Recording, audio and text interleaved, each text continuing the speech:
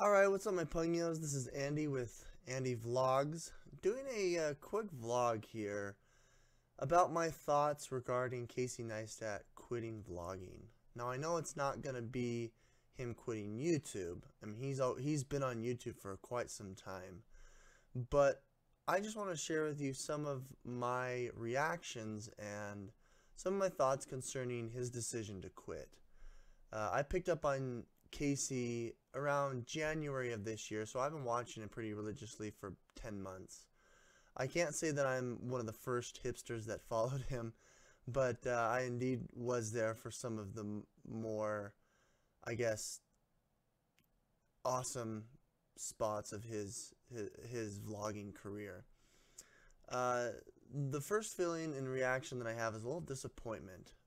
Obviously, he's going to be moving on to bigger and better things based on what he's described, but I'm disappointed because of kind of his attitude towards it. While I understand his unapologetic demeanor and, I guess, character that he is, I feel like he kind of left those who have really looked up to him high and dry. Me personally, I've vlogged for about 4 years and tried as many different styles as I could. I don't bring much to YouTube, but for my own personal interests.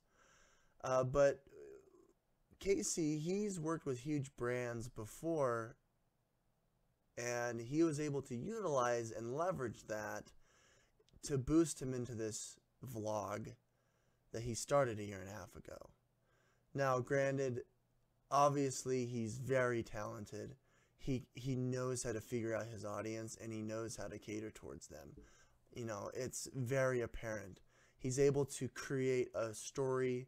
He's able to push a narrative, you know, during days that are boring.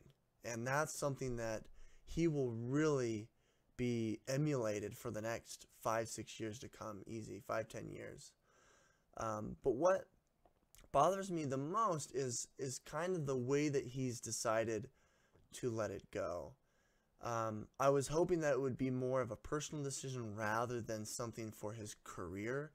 I've worked for corporate America for the last 5 or 6 years in a number of different entry-level jobs. I worked for a Fortune 1000 company that sold beauty products. I was in a training position at American Express. I'm currently a risk analyst for a Fortune 500 company that does credit card transactions. And so I have an understanding of what corporate America is like and what the atmosphere is when it comes to you know, job advancement. And that's kind of his attitude that he's taking. I don't think it's a bad one at all. I just think I just felt YouTube is a little bit different, because YouTube has brought, and he's admitted this, YouTube has brought a personalization. It's brought a individualism to TV broadcasting that no other platform has ever been able to.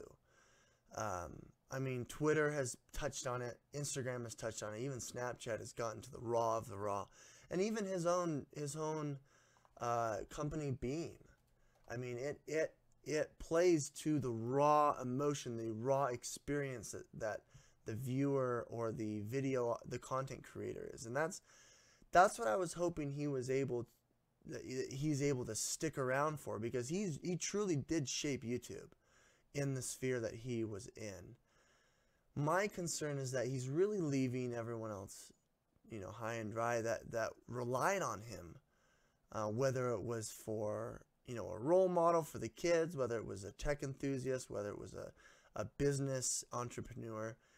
I feel like he's kind of just dropped them where he's at, and he's moved on, and we're not going to get the intimacy that we got, you know, daily from his vlogs. And I also feel like the way he exited was kind of exactly how he put it. It was just a mic drop. But it was like the last 2 weeks, I mean, you kind of just gave up. You didn't even hold out to the end. I mean, you had promised that you would put out a vlog a day, and the last 2 weeks you put out like 5 or 6, and it's just that kind of disappointed me as a fellow content, creator on YouTube. Even though my sphere isn't big, I feel like you at least owed your audience, consistency, just like, channels like me. That's the least I can owe, is consistency. On the days that are hardest, you still put something out. Even though you've put yourself at a certain standard, I think the consistency is what at least you owe to your audience. So in summary, it is disappointing. It is unfortunate for those who looked up to him. And I'm disappointed as well in the way that he had exited YouTube, or at least the vlogging sphere, But whatever, it is what it is. The most annoying part is how successful he was. I mean, he started at the top. It was like a cash grab, man. He started at the top, pulled from the top, and then left at the top and dropped the mic while he did it. But anyway, good luck, good on you. If anyone sees this, hit that like button. If you want to see more content, vlogging, just raw human interaction, subscribe to my channel. I also do a video game channel, All Games Played. Thanks for your time. Thanks for listening. Hit like if you like. Subscribe if you want to see more. Andy with Andy Vlog signing out.